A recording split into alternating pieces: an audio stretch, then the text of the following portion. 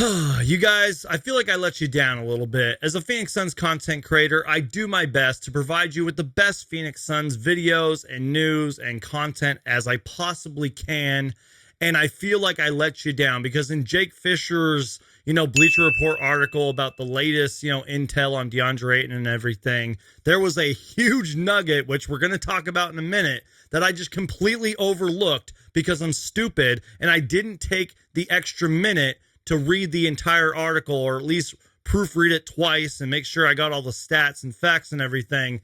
This was a big nugget of information that I completely left out in my last Deandre Ayton video, the Deandre Ayton trade rumors video, which, by the way, go check out that video, link down below in the description.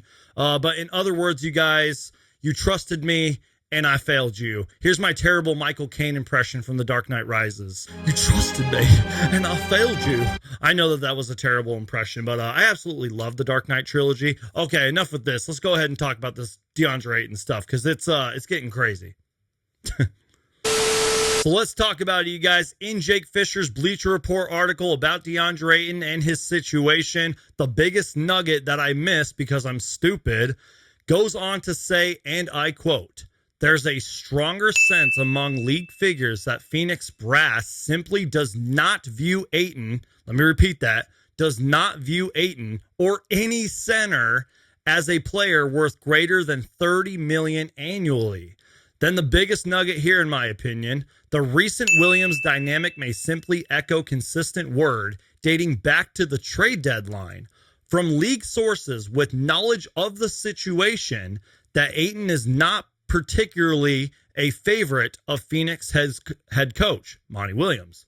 Monty Williams has griped about Ayton's focus, which some people contacted by Bleacher Report said has often been reflected by the ebbs of his playing time. So if these sources are true and if this story is true, in short, Deandre Ayton is not really a big favorite of Monty Williams, and Monty Williams has complained about Deandre Ayton's work ethic and his focus, and this just goes on to become more of a chaotic Phoenix situation. All season long, we heard about how close this team is together and how they're like family and how they're like brothers and everything, and then a disastrous Game 6, an even worse, embarrassing Game 7, a second round playoff elimination after a 64-win franchise record season, and it seems like everything is starting to crumble for the Phoenix Suns. It seems like the Phoenix Suns' future is literally foggy, and we cannot see what is going to happen. And now there's all these reports about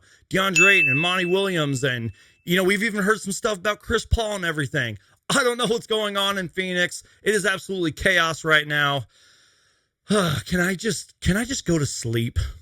Now, you guys, I kind of talked about this stuff before, and I don't really know how reliable these witnesses are, but apparently witnesses at Game 7, when Monty Williams and Deandre Ayton had their little exchange in which, coaches had to step in, and, Monty said something to Ayton, or Ayton said something to Williams. Apparently, one of those sources said that Monty Williams said to Deandre Ayton, quote, "You quit on us."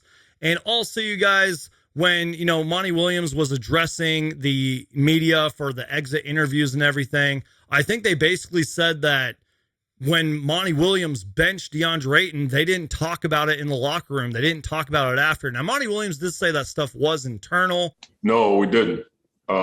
And you guys know me well enough. I'm going to do everything I can to help us win games. And, at that point with the lead where it was, I made a decision to not put him back in the game, and I'll keep all of the internal stuff internal, but it was just a decision that I made. And I also got to a point where I didn't feel like Chris and Book were going to help us on that particular night. But I do understand the question, but no, we haven't talked. I talked to the team today, but I have not talked to DA personally.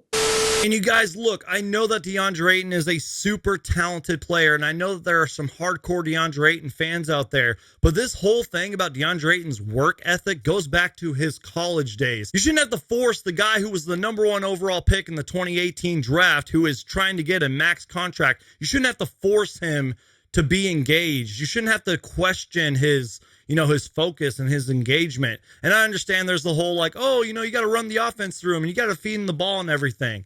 I understand all that, but you really shouldn't have to do that if you're the #1 overall pick wanting a max contract. And again, this is kind of like another conversation and rant for another time. You know, Deandre Ayton might be one of the most talented and yet debated picks in basketball history. And I mean that, like, it's kind of like a civil war between like Deandre Ayton fans and people that aren't really a believer. I've always said, like, I'm his biggest believer, but I'm his biggest critic. And even if Deandre Ayton would have given 110% in Game 7, I think the Phoenix Suns still would have lost. That's my hot take for this video.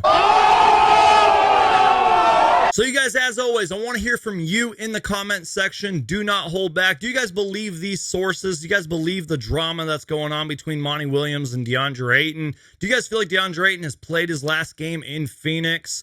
And also, again, I feel like I've kind of asked you guys this question a lot, but what should the Phoenix Suns do with Deandre Ayton? Should they sign him to a max contract? Should they sign and trade him? I don't know. You guys tell me. And also, you guys, we got some more Phoenix Suns news as Devin Booker has made the All-NBA first team and Chris Paul has made the All-NBA third team. You're seeing the All-NBA teams on the screen right now. And then Bobby Marks from ESPN is reporting that Devin Booker and Karl Anthony Towns are eligible to sign a 4-year, $211 million Supermax extension this offseason. He said that both players have 2 years left on their contracts and the extension would begin in the 2024-25 season. So I hope you guys enjoyed the video. Once again, I'm so sorry that I totally forgot to read that huge nugget from Jake Fisher's Bleacher Report article. And you guys, I know that I say this all the time, but I truly do mean it. A million times thank you for all the support. You guys are incredible. Make sure to Hulk smash that like button and please subscribe for everything Phoenix Suns. If it has to deal with the Phoenix Suns, I'm going to make a video about it. And I'll see you guys next time.